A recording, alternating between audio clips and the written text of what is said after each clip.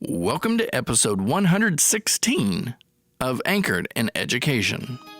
I'm E. Scott England, and Anchored in Education is the podcast dedicated to all things education.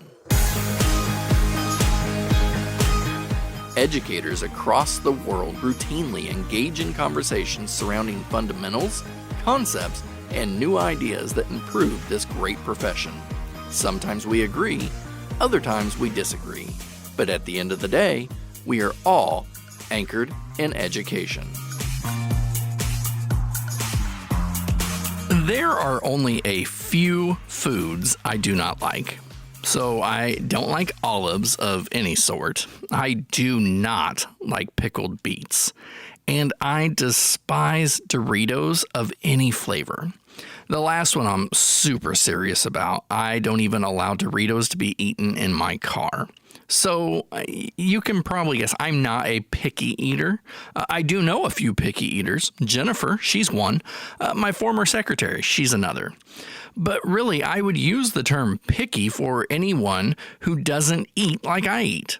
And now I've come to realize that for some, choosing what they do or do not eat is not always a choice left up to them. And to call them picky, well, that can actually be quite hurtful. I've been introduced to the term Selective Eating Disorder, or the more formal term, Avoidant Restrictive Food Intake Disorder. People with selective eating disorder often choose foods in which they feel are safe. This could mean in terms of texture, color, taste, and so on. What's more important for us to know is that these people often feel a lot of stress and anxiety around eating, especially when eating around others. It's a topic that we have not covered yet on Anchored in Education, but we need to talk about it because I can think of so many times I've commented or I've heard others comment on lunches students eat at school.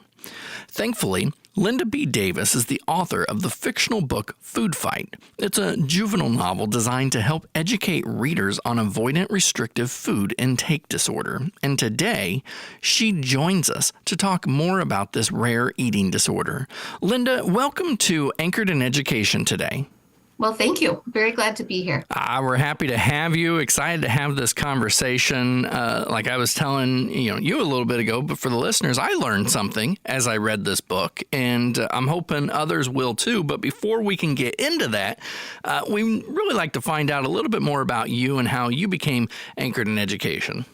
Well, I am a Chicagoan. I am a mom of 2 adult daughters. I've been married 35 years. My background is in developmental psychology and social work, and I think those 2 areas of interest really helped shape my writing and shapes my writing for this story. Yeah, and we're going to get into the book. Food Fight is the name of it, and I'm excited to learn where the idea came from, what inspired you. I know that I've read about it, but I'm excited for you to talk to us a little bit more about that. I was sharing with you earlier, and I wanted to just make sure my listeners know, like, I picked this book up and struggled to put it down. And like I was saying, usually, like, you read for so long, you get tired and like, oh, okay, I'm going to go ahead and I'm going to put the book down. I'm going to do something. Now, like when I got tired of sitting, I stood and I read. When I got tired of being inside reading, I went outside on my balcony and read. Like less than 36 hours, Food Fight was completed. I learned some things, and the thing is, I knew so little about avoidant restrictive food intake disorder, or like you said, we do have an easier name for it. It's selective eating. For me, I think like so many people, I've just used the term picky as a blanket statement to anybody who doesn't eat like me or is more selective in what I eat. And yeah, for those that listen to the opening, they'll find out I'm not very selective on what I eat. Like I'll do it all. But can you talk to us more about where the motivation for this book, Food Fight, came from and what you've learned about? Now, is it ARFID or do I call it ARFID? What would be the proper way? Well, people call it ARFID, which is kind of, a hard thing to remember. Originally, people called it selective eating disorder. The newer, more correct name is ARFID, Avoidant Restrictive Food Intake Disorder. And as we know, words matter. Yeah. I tend to also talk about this, especially with people that aren't familiar with it, as picky eating or extreme picky eating, but it's actually much more complicated and much more serious than that. And so to go back to what you just asked, I, as I told you, have a background in clinical social work. I also have a nephew. When he was younger, several years ago, really struggled with what I would call extreme picky eating. And like a lot of other people, I don't think I had the most sympathetic attitude towards that. I had a lot of beliefs about it until one day online, I came across this long, word, ARFID, as we call it. Yeah. It is a real eating disorder listed in the DSM, which is the handbook that mental health professionals use to categorize mental health disorders. And suddenly my whole perspective shifted, and I became very interested in this, partially because I care about my nephew and I care about people who have different challenges, but also because there is such a stigma and such a bias against people that we might call picky eaters. And I just dove in and started to learn so much about what the reality is for people who are living with this challenge. Yeah, and as we learned in the book, and I have to watch myself because I am not going to give away anything from the book, at least not intentionally. But one of the things I learned is that for ARFID, for people that have ARFID, that sometimes, as they progress in age, they might not necessarily grow out of it. I don't think that's the right term, but they might expand, I guess, horizons into what they eat, what their intake is. But this could also be something in which they could go into adulthood and still have the same selective eating. Is that right? It is, and ARFID is different from picky eating the way we usually talk about it with say toddlers. Picky eating can be just a typical part of childhood, but this is different in that it is affecting a child's growth, development, and social interactions, and it's occurring over a long period of time. And so those are the differences. A lot of kids do outgrow what we might call picky eating. Mm-hmm. But this is something different. Okay, and I'm gonna tell on myself here a little bit, but I'm not just going to throw myself under the bus. I'm going to throw my entire family under the bus. That I come from a family of eaters. Just that's what we call it. And whenever I first began dating, who's now my wife, she did not come from a family of eaters, and I know that my family was vocal about it. It might have been playful. But it did concern them that we would have these big meals and she would come over and bring a sucker or something. And, that's what she would eat. And so here's what I noticed is in any good novel, your main character, Ben, we'll call him Ben because that's what his name is. He experiences many conflicts. And the one that stuck out with me the most, though, was with his father, which is why I told the story on myself, because as a father, as someone who came from a family of eaters, I'm vocal about what my kids eat. Yet I was taken aback when Ben had this internal dialogue of what he wanted to say to his dad, and he wanted to say so many things to others. And if you don't mind, I'll just quote a couple things that his internal dialogue was saying.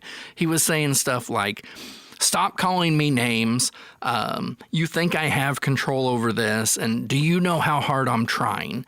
And I was taken aback by the internal dialogue, not thinking maybe that's what others are thinking. So can you speak to how, what we believe to be innocuous statements can actually be quite hurtful to the receiver of our message? Well, that's, I think, probably one of the most important things to understand about ARFID is that this is not in someone's control. A child, and adults do have ARFID also, but a child doesn't say, "Hey, this looks like a fun thing to do." They don't have control. They're not making a decision. They're not trying to be difficult. And the thing that might be hard for a typical eater to get their head around is that even if you have a child who is currently very hungry, dangerously hungry, is not going to be able to just say, oh, forget it. I think I'll eat this meatloaf after all. They're not going to be able to do it. Right. And so a lot of the things that we as parents or as, well-meaning relatives or friends say are just not appropriate. And I think as a culture, as a society, we're getting better about food shaming people, body shaming people. I think we're getting wiser about that all around. But I think there's still so many things that happen. And I have to watch myself too in the normal course of being with people around food. And when you think about it, we are with people around food all the time for Mm-hmm. holidays, work functions, school functions, parties. Try to think of any type of social function you've attended recently where there wasn't food. And so we end up hearing or saying things to each other that are not helpful. Things like, gosh, you're not going to eat that? Aren't you hungry? How do you know you don't like it if you haven't tried it? Why don't you try mine? Mine is really good. Is Yeah. that all you're going to eat? Or we do the opposite too. We say, oh gosh, I can't believe you're eating that much. If I ate that much, I'd get fat. Or I think Ben at one point says adults have said to him, I can't believe your parents let you get away with this. The other thing is kids, especially some adults too, who have ARFID tend to eat processed food Yeah. because processed food tastes the same every single Very time you eat it. consistent. Very consistent. And so that's something that we do with food shaming too. Well, that's bad for you. That's not healthy. You shouldn't eat that. And so there are a lot of things that just roll off our tongues that are actually really hurtful. Yeah. Like I said, I mean, eye-opening reading this book, and because then I would think back to myself and think back to growing up. I mean, like, so I've never been selective eater. And I would say picky, like I did not like peas growing up, but I could eat peas. And if I wanted to leave the table, I ate my peas. Like, there wasn't anything. But I mean, I remember, my parents saying, well, you can eat what I make, or you can go hungry for the night. And just thinking, like, if this is something that you don't have control over, like you're saying, a person with ARFID will go hungry.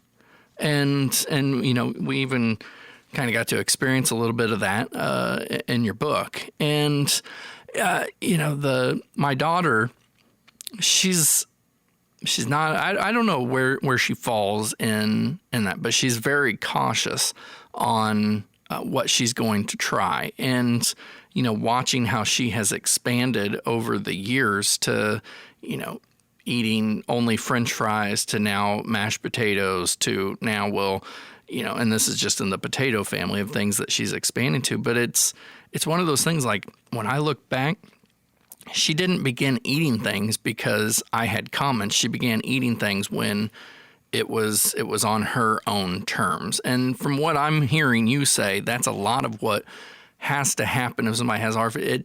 As they experiment with new foods, it has to be on their terms. Well, and hopefully with the help of an informed treatment professional too, and which I am not. I'm not an expert in ARFID, but from what I've been learning is that it's also hard even now for parents to find people that know what they're talking about. And so pediatricians are still saying some of these things. Wait, she'll eat when she's hungry, or, take a little bit of this and mix it into that, and they won't know. They'll know. And so it's the combination of finding the right professional and then working at a pace that makes sense. There's no situation where someone with ARFID is going to just suddenly not have ARFID. The same way that if we had depression or anxiety or panic attacks, we're not going to just tomorrow not have those things. Yeah, yeah, and I think that, I mean, we've got so much more to cover in the conversation, but and just thinking, like, I have witnessed so many lunches that students bring to school, and thinking back of how we can, if I'm on like lunch duty and I'm walking through and I make a comment on a student's lunch, or that they need to eat healthier, and or it's like there's a lot of hurtful things that it's never meant to be hurtful, but we really need to check ourselves before we make comments because we have no idea what's going on. You're right. You can't fool somebody with ARFID, a selective eater, or even really a picky eater. You try to hide mayonnaise in something with my son, and I mean he's gonna pick that out. Like that's he's picky when it comes to that. So here's another conflict that came later in the book. It was when Ben was called a baby, and he was called a baby by one of his best friends because of his selective eating. Now, while this hurts Ben, we find just a short time later, he begins lying to fit in. Now, to me, it begs the question, what can families, friends, and just, as importantly, like we were saying, teachers do to better support kids with eating disorders? Well, I think so many things. In the case of the scene that you're talking about, Ben is new in middle school. This is when I really wanted to write about a kid with ARFID new to middle school. That's when people's social worlds are expanding. You're doing a lot of social things away from home, probably involve eating. Suddenly, in this story, his two best friends who have known how he eats for a long time hadn't thought much of it, but suddenly they're all trying to fit in.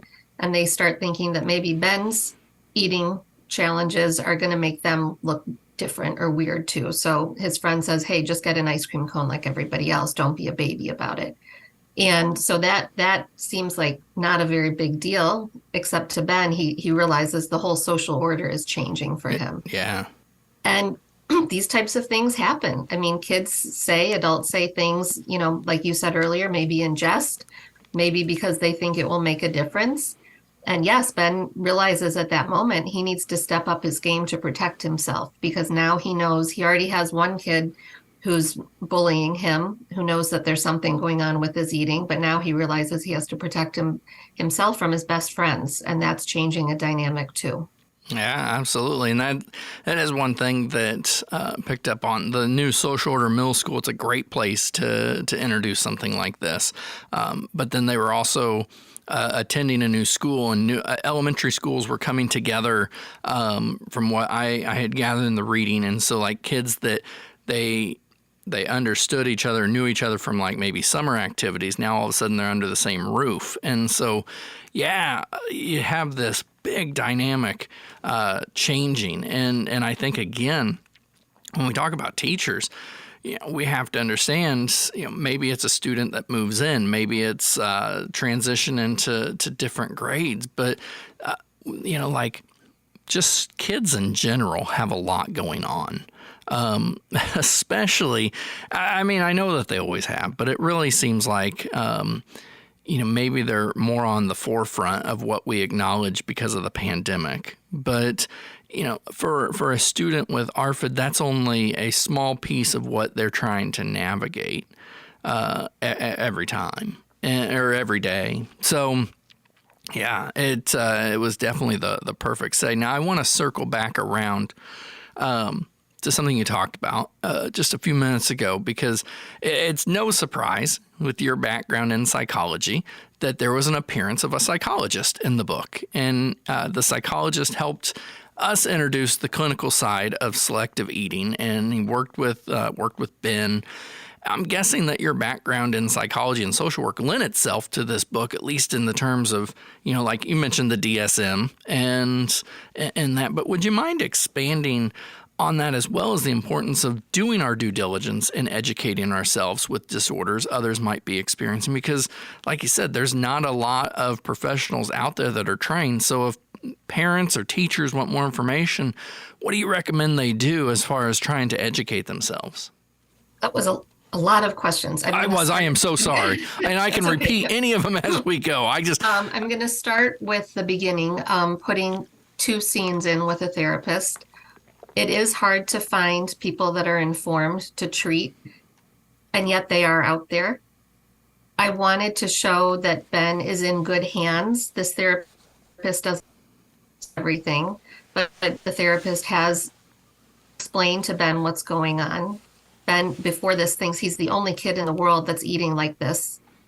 and the therapist takes some of the edge off of that. The therapist promises Ben that he's going to start talking to his parents, says that's not your job to explain this. I'm going to work with your parents, and gives him some hope. But the main thing I wanted to do in those scenes is at one point when they're talking about ARFID, Ben asks, "So do you know any other kids like me?"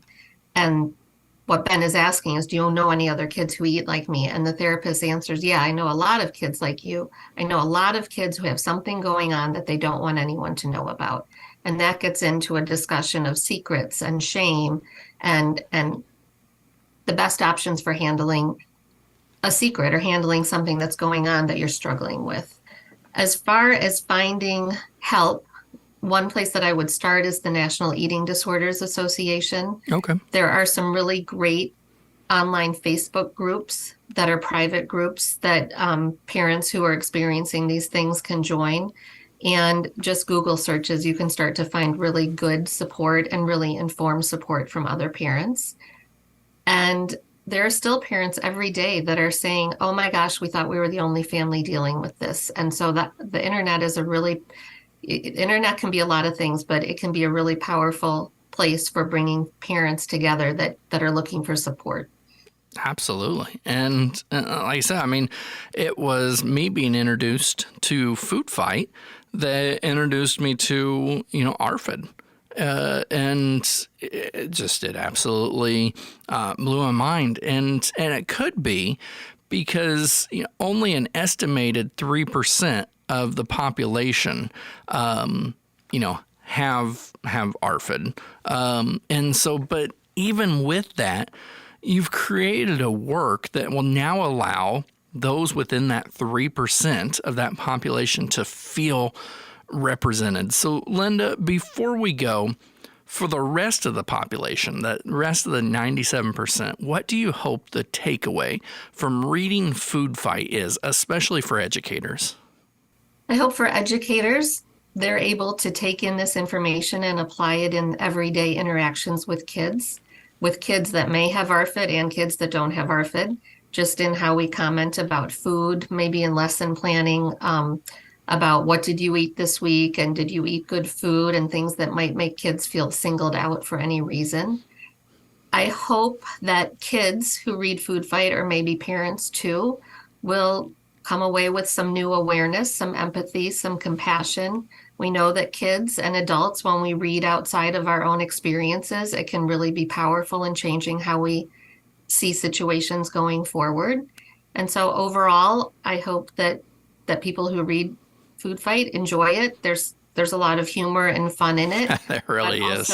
But thank you. But also come away with an understanding and maybe a hesitation in the future before they say, "Oh, I can't believe you eat McDonald's," or whatever it is every day. A hesitation and a willingness to be patient with somebody in a way that they hadn't been before. Yeah, and just one quick follow-up, if I can.